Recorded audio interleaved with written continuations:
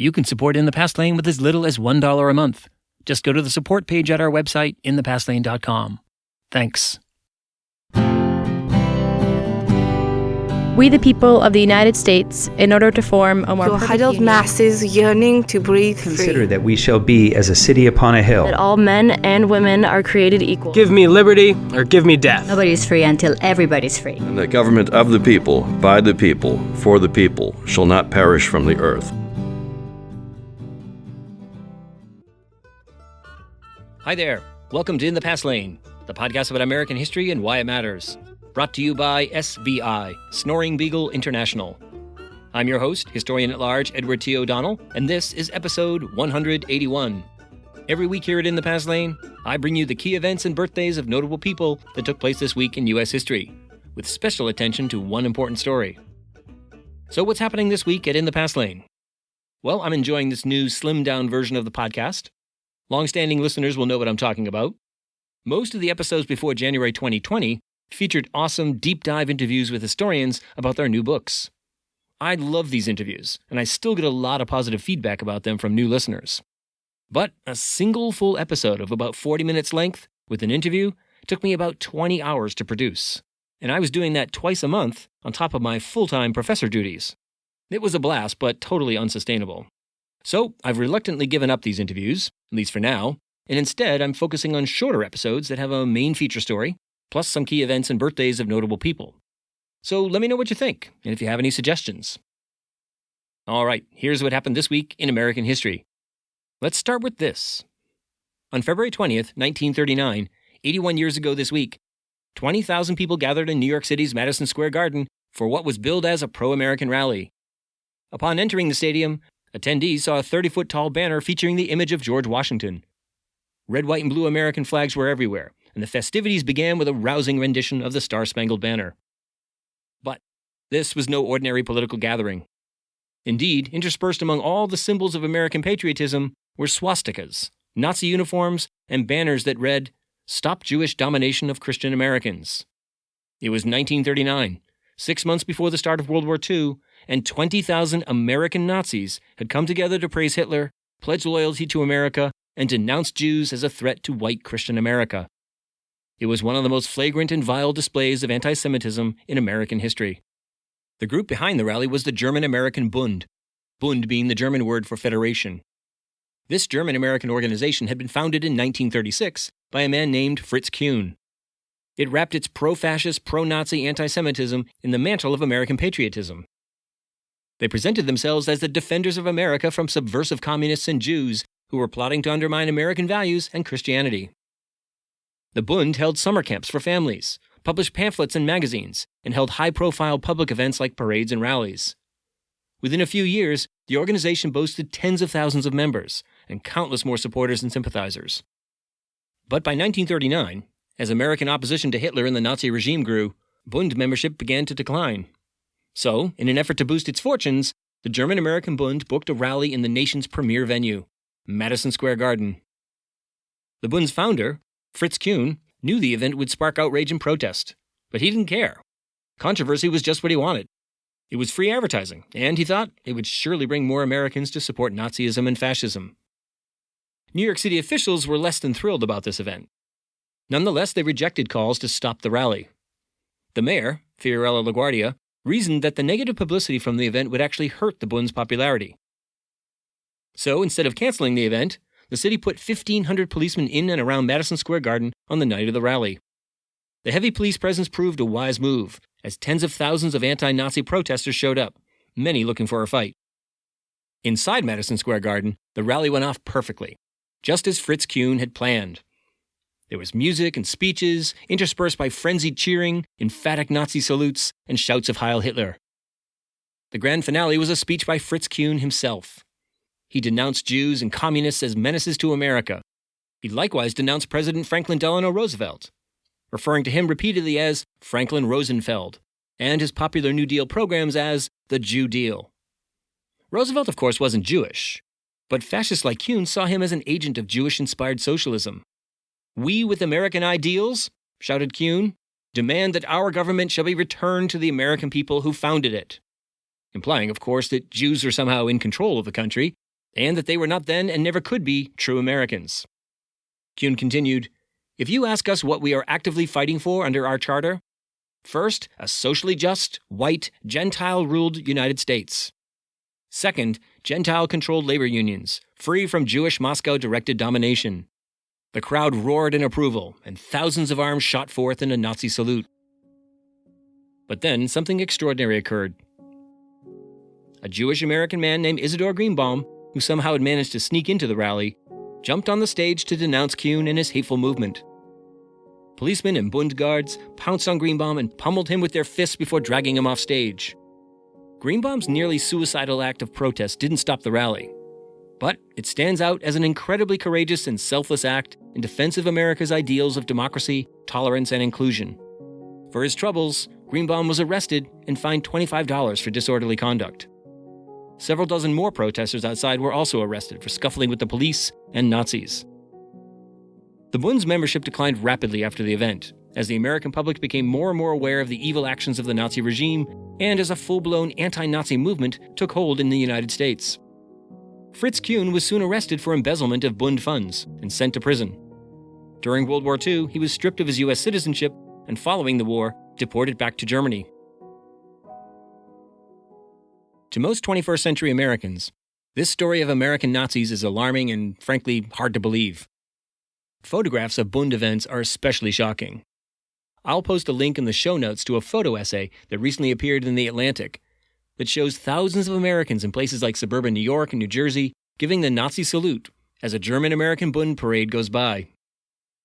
This story of the 1939 Madison Square Garden rally and these photos reveal a dark truth about American history: that forms of fascism, authoritarianism, white supremacy, and antisemitism have long attracted large followings, even if they've remained out of sight. We all became aware of that in 2017 when thousands of neo-Nazis marched in Charlottesville, Virginia.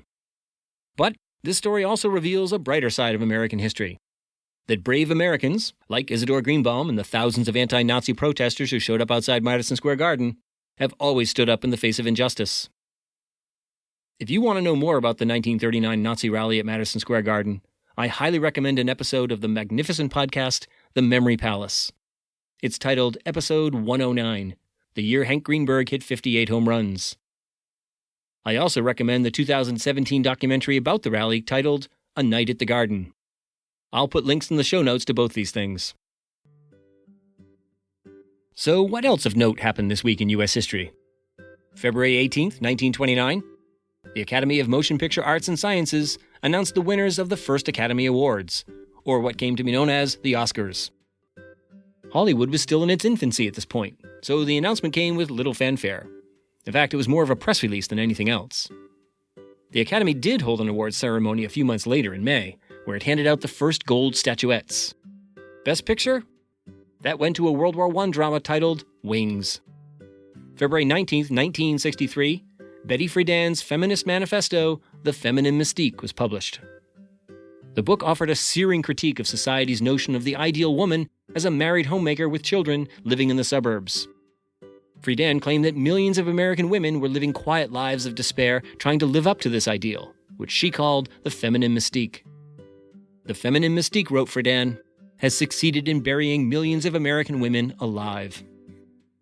February 20th, 1962, astronaut John Glenn made history by orbiting the Earth 3 times in 4 hours and 55 minutes. Glenn became a national hero and received a ticker tape parade in New York City. He later went on to become senator from Ohio. In 1999, at the age of 77, John Glenn returned to space aboard the Space Shuttle Discovery.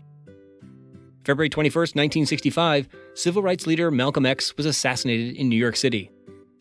Malcolm X emerged in the early 1960s as a radical counterpart to Martin Luther King Jr.'s nonviolent campaign for civil rights. He rejected nonviolence and preached a fiery message of black separatism that came out of his experience as a member of the Nation of Islam. But by 1965, he had separated from the Nation of Islam after a falling out with its leader. Many believe he was killed by men dispatched by the Nation of Islam. But a new documentary, now streaming on Netflix, has raised new questions about the assassination and who was behind it, leading authorities in New York to reopen the case. Stay tuned. February 23, 1954, the first mass inoculation of children against polio began in the United States. The vaccine had been developed by medical researcher Dr. Jonas Salk, and it soon led to the near eradication of the scourge of polio that had left tens of thousands of Americans paralyzed or physically impaired. All right, what notable people were born this week? February 17th, 1942, civil rights leader and co-founder of the Black Panther Party, Huey Newton, was born in Monroe, Louisiana. Like Malcolm X, Huey Newton represented a more radical approach to achieving racial justice and equality. He rejected nonviolence, arguing it represented powerlessness and surrender to white supremacy. Huey Newton once said, "Black power is giving power to people who have not had the power to determine their destiny." February 21st, 1936, lawyer, educator, civil rights leader, and member of Congress, Barbara Jordan was born in Houston, Texas.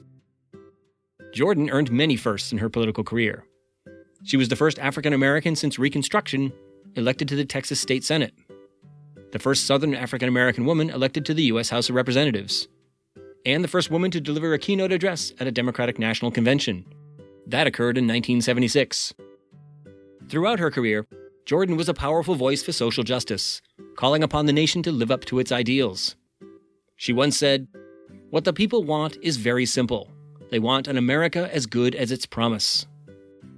February 22nd, 1732, the first president of the United States and the general who won the American Revolution, George Washington, was born in Pope's Creek, Virginia. And here are a few fun facts about George Washington. In 1754, he inadvertently started a world war when, as leader of a British Army regiment, he ordered an attack on French forces in Ohio. This incident was a spark that ignited the 7 Years' War that raged in Europe, Africa, India, and the Philippines. Also, George Washington did not have a middle name, and this was actually fairly common for the time. In fact, of the first 20 U.S. presidents, only 5 had middle names. George Washington was also a terrific athlete, known for his superb skills on horseback and on the dance floor. George Washington was also an entrepreneur who started many enterprises, including a fishery and what later became one of the nation's largest whiskey distilleries.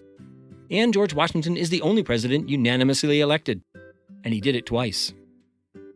February 22nd, 1892, poet and playwright Edna St. Vincent Millay was born in Rockland, Maine. She's best known for this delightful excerpt from her poem, First Fig.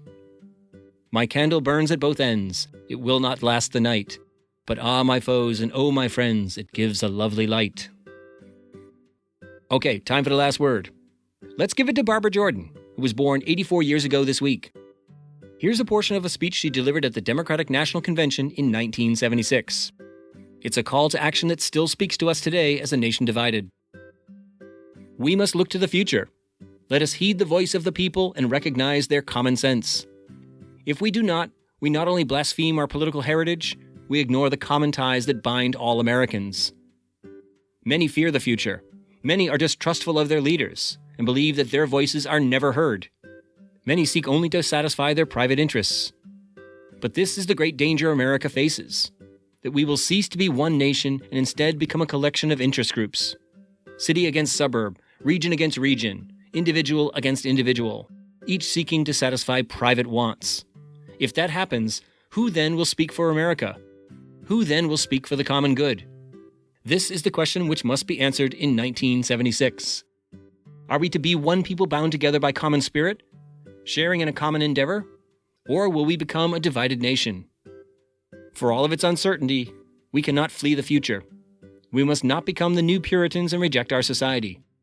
We must address and master the future together. It can be done if we restore the belief that we share a sense of common national community, that we share a common national endeavor. It can be done.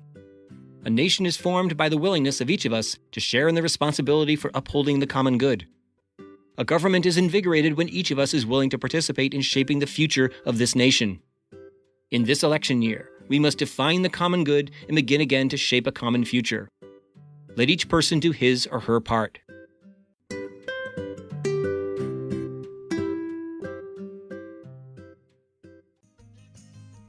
Well, that's going to do it for In the Past Lane this week. You can learn more about me and everything we talked about at inthepastlane.com. And let's interact via social media. I'm at In the Past Lane on both Twitter and Instagram, and our Facebook page is In the Past Lane Podcast. See you next week.